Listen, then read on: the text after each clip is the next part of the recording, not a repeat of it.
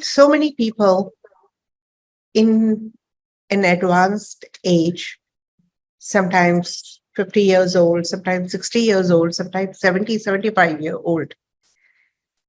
And they tell me, oh my God, why was I not taught all these things when I was young, when I was in school, when I was in college?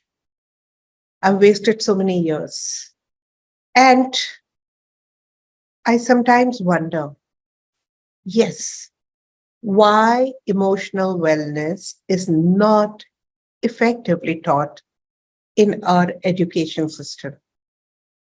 We are taught mathematics, we are taught logic, history, geography, so many subjects, but something that is very vital and very important for us: managing anger, managing sadness, managing frustration, managing your anxiety, managing your stress in general. In fact, at times, due to various circumstances, children are much more stressed than what we were once upon a time when we were studying in our schools, right? And with increasing advancement in technology and facilities, and even sophistication in the field of education, the stress is increasing in several institutions, if not all. And emotional wellness as a subject, perhaps, is still missing, and there is a huge need for it. So here we have Mr. Amit Monga, an IT professional who generously quit his roaring career to manage a school in NCR and influence so many young students in a very positive way.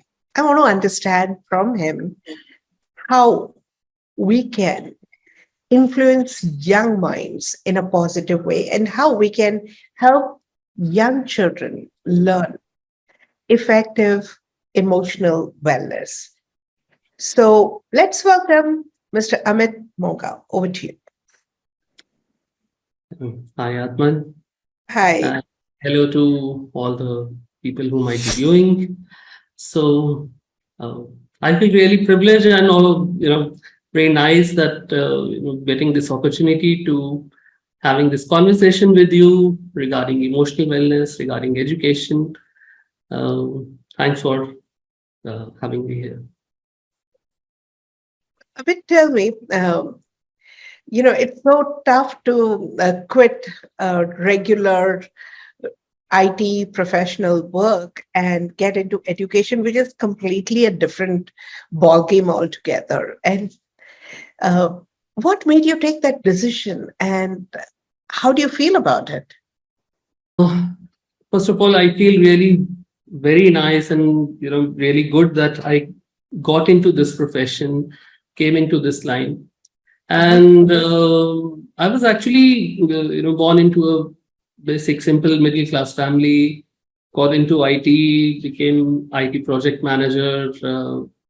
I worked for United Nations also for 6 years. Ah, okay. Yeah. And at the same time, I had very keen interest in spirituality, in understanding, how emotions, run in the background, and how do we, achieve success? How do we go towards failure in relationships and personal life, in career? And my interest took me towards several, therapies, several, modalities. And finally, I got into hypnotherapy and radical, where my search kind of ended.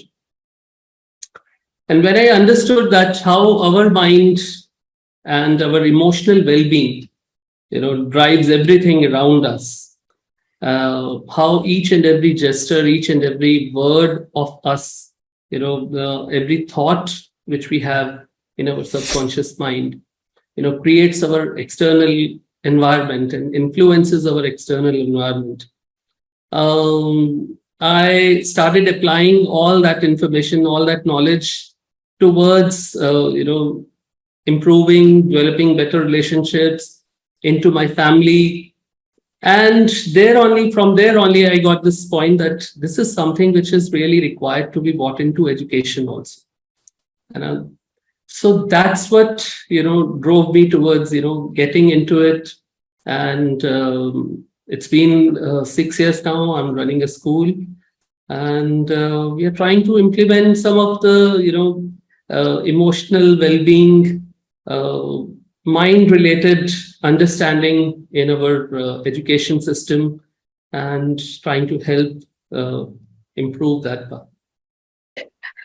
Having watched students from a very close angle, right? When you're running a school, you interact with parents and students and teachers on a regular basis, and you understand challenges that they face.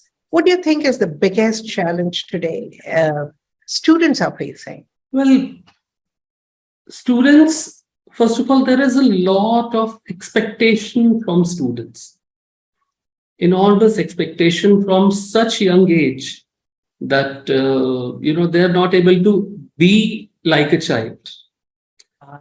I see many parents, coming over to us. The child is just 3 years old, just 4 years old, and they want to get them into a higher class.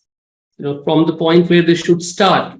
A 3-year kid would start from nursery. They would want to start them with, a higher grade, maybe LKG or upper kindergarten, so that they can save 1 year or plan for several other things, and the kid loses all that childhood, and that all that time where they could have learned while living out their childhood. So this is one example. There are so many other expectations from the children from such young age, that they should be able to score. Every parent wants them to score so many marks that they get burdened through their expectations. I So think yeah, all parents want their child to be first in the class, and you wonder how many children can be first, right? that's what. Yeah. Every Yes. child cannot cannot score first, but every child has some other speciality in them, which is what we, tend to ignore these days. Why do parents have so much of expectations? This is for the parents who are listening to us. Mhm. Well, I feel that, due to the challenges which they might be facing, and due to the current social structure, which requires us to be highly competitive, and somewhere they really want their kids to do well, but at the same time, the time which has changed, our society has changed. What they might have seen during their childhood was completely different. And what's happening nowadays is a lot different. People nowadays, need a lot of inspiration and encouragement, whereas the parents must have gone through certain struggles, and they were brought up through a lot of perspiration rather than inspiration. So their own struggles, their own challenges, their own not so well emotional state, gets passed on to their children. And not even parents, even the parent figures, which are like teachers, even from their side also, all those challenges which they faced, and they were not able to come up out of ignorance towards their emotional well-being, all that gets passed on to generation after generation. And unless someone starts working towards emotional well-being, and tries to help.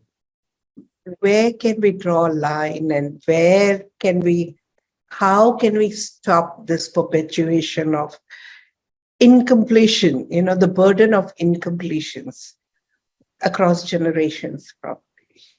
How? Well, I feel a lot of awareness is required to be spread about emotional well-being. Generally, people, tend to give focus on everything else apart from emotional state, apart from our mind. They do not understand that how important and how critical role it plays in our everything which happens around us. In general, everyone, they try to, if they are facing certain challenges, they try to pass it on. They try to see those challenges coming from the outside. They don't see that the challenges are somewhere the reflection of their inner state.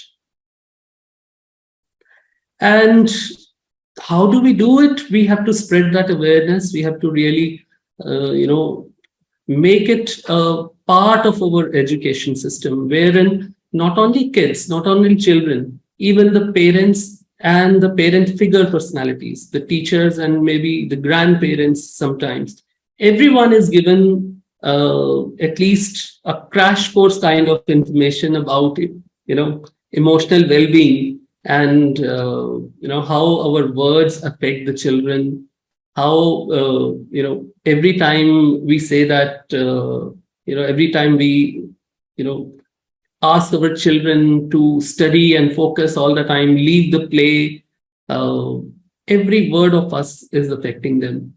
So that's where we need to focus on spreading this awareness and bringing the change within us. Children generally, invariably, children just subconsciously try to copy or imitate their parents. Whatever their parents are doing, they start behaving. That becomes their natural and normal, way of understanding, which is what in general we call as upbringing. The kind of atmosphere, the kind of social structure, the emotional, financial, everything, whatever we create around them, they learn from it. And parents are the most, important figure for them. So if we try to, draw a line, what we need to do is focus on first ourselves, instead of thinking of how I can bring change to my child, what can I teach him. We need to understand and see how emotionally well I am as a parent, and if I can work upon myself, if I can have a stable mindset, a positive mindset, which is wherein I face challenges in my daily life and still I'm able to keep my calm, still I'm able to maintain harmonious relationships within self and environment, the same thing will automatically get trickled down to the children. So understanding the importance of emotional well-being and applying it on self is something which I feel is very important. Amit, you're a father also. You have Yes, children.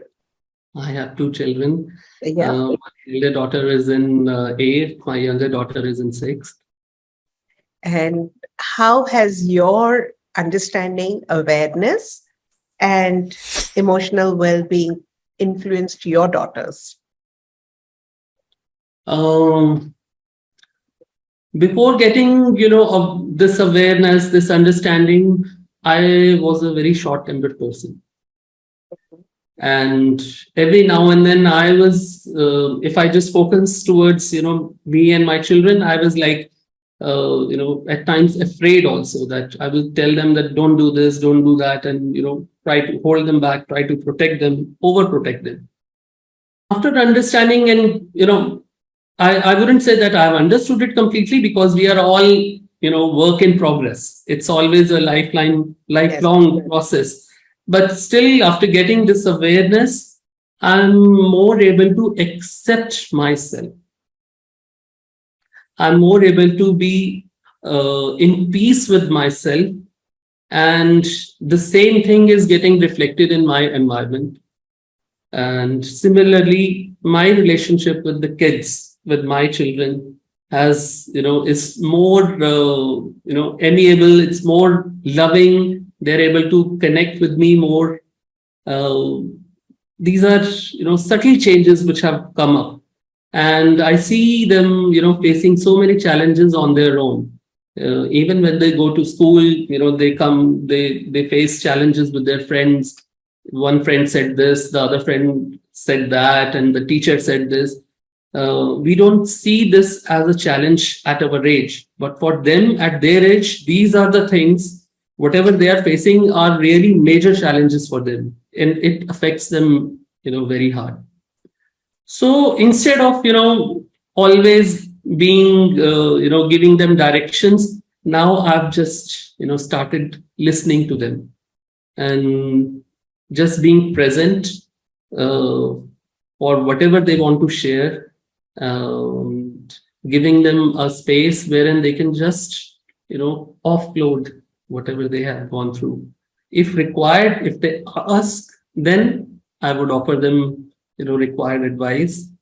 Uh, that's how this awareness has, and there is another thing that I'm much more aware about the words I use, about the ways I speak to them. That's also, instead of saying no, I would rather give them some other options. Every now and then, they would ask something, and instead of saying no to that, I would give them some other options.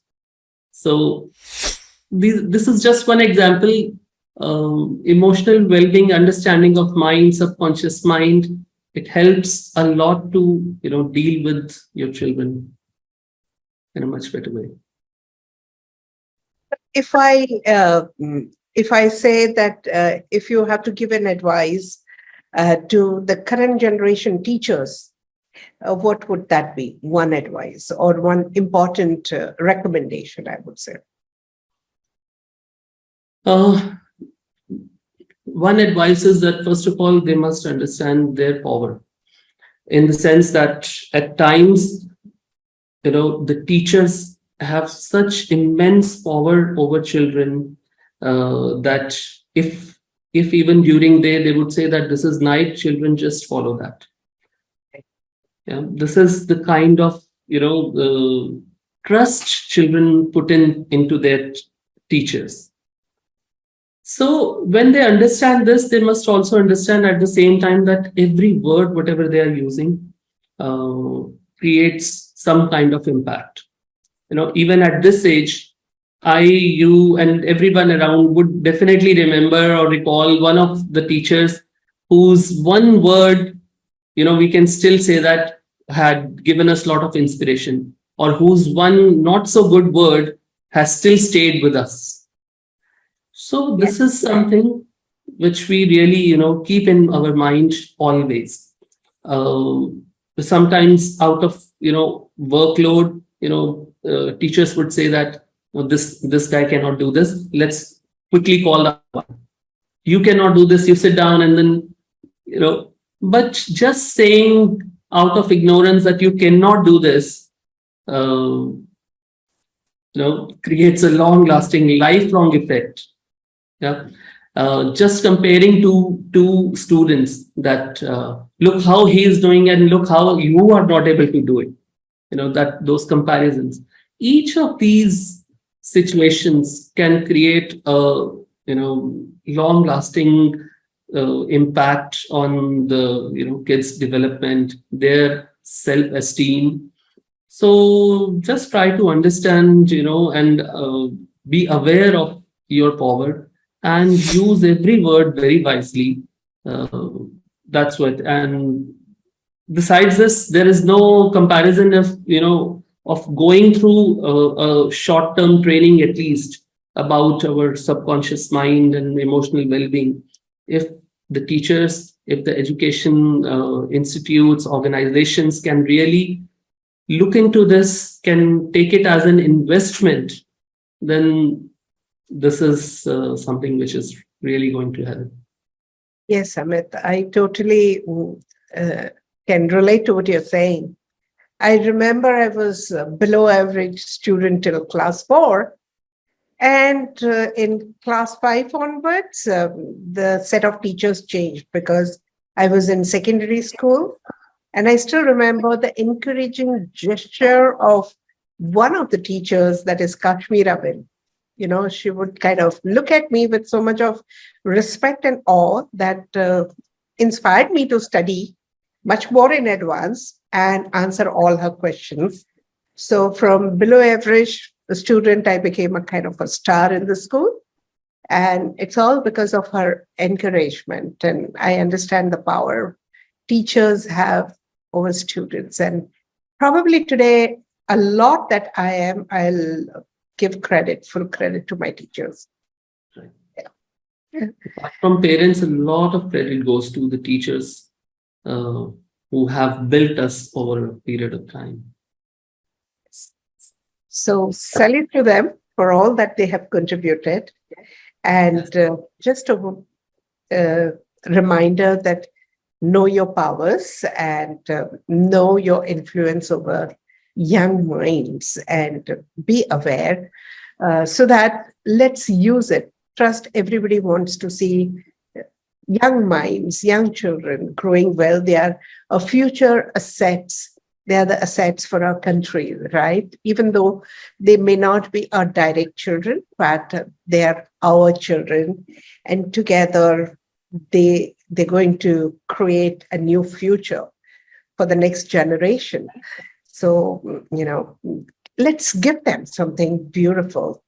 And one of the ways in which we can give them is a beautiful emotional well-being. And you don't need to know techniques always. Maybe just by being who you are and you being in total okayness and wellness at all levels of your being can bring so much of shift in whomsoever you meet and whomsoever you connect with. And that's true for all of us. Amit, there are quite a few young students who have learned radical and emotional wellness from their parents. Okay, they're the regular practitioners, and probably even they would listen to you. What would you like to tell them? What advice would you have for them? Just be in awe of yourself. Try to love yourself. Doesn't matter whether you score 92 or 93. Do not get into that race. End of the day, I would give an example. Like there has being an IT professional, there was time when I was also interviewing people. So it was never that we would always that we always look into the mark sheet or the certifications. When we really tend to choose a person, we would focus on their potential, on their in general, on their emotional well-being. That are they a good team player? Are they able to understand what we are saying, and are they able to articulate what they have in their mind with confidence? Even if the candidate has scored 80 or 70, didn't matter. At least when I was interviewing people, it was the main concern was how's that person in totality, right? So in future, whenever you are going to do some work, whether you are doing business or a job, your single marks here and there, your distinction perhaps wouldn't matter much. After a certain extent, it is what matters is that how confident and how aware you are, how comfortable you are with yourself. That's what matters, and how you're able to respect others in their individuality, how you're comfortable with your individuality, and how you're comfortable with others. That's what matters. And so that's what they should also keep in mind. Beautiful. Thank you so much for this. It's so much needed to be told time and again, because how much there is a fuss about losing one single mark in a given exam, and you don't even look at it when you really are up there in your career. However, it's so important at that time.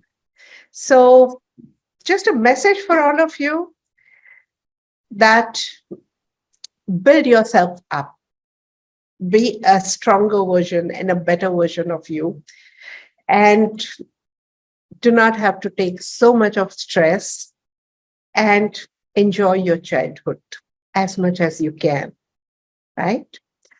Amit, anything else that you would like to speak to anyone, like in the general message? Because you're into so many versatile, fields. So anything that's coming to your mind. If not, we can take it up during your workshop, during the Wellness Summit. I think we're We're kind good? of covered. Okay, let's leave a few topics for the Wellness Summit. So, is there something you have in mind, Amit? How you and what is it for, and whom is it for? So people kind of come, all prepared. Especially parents, uh, you know, parents of young kids. It would be really interesting for them to attend it, for them to understand what is emotional well-being and importance of emotional well-being. They must understand. This will really help them to bring a lot better performance from their kids and a healthier and cheerful atmosphere in their family. Uh, and similarly, the the heads of the organizations, educational organizations, and the teacher fraternity also, everybody will find something or other which is interesting, which is really required for them to understand, to bring out much better results from children, not just in terms of studies, but overall their happiness quotient. Wow. Amit, what you said was a kind of an eye opener, because I was hoping to have emotional well being for children and students. But since you said, let's have it for parents and teachers, it's so important, because if they have emotional well being and they are being well emotionally and Yes. otherwise, I'm sure the children and students will benefit anyway. So do spread the word, invite a lot of parents and teachers and even the educationist to this conversation. Amit will have nuggets of beautiful information and deep understanding of how subconscious mind works to restore the sense of wellness. And he'll have some practical tips and techniques for all of you. Do not miss this conversation. Join Emotional Wellness Summit, 20th, 21st, and 22nd of January, 2023. Sounds very 2020-ish. 20th, 21st, 22nd January of 2023. Mark those dates, and there are many more speakers like Amit, and you'll have amazing insights and quite a few practical experiences. Stay tuned and keep listening.